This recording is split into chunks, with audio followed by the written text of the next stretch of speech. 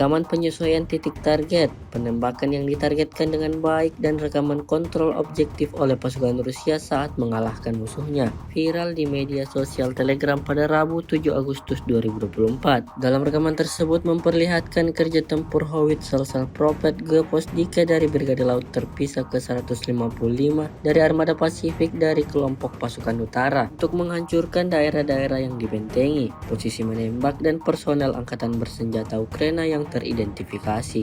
Hasilnya seperti yang terlihat dalam rekaman. Setiap serangan yang dibidikan tentara Ukraina tepat mengenai sasaran. Ledakan demi ledakan terjadi, posisi Ukraina porak-poranda.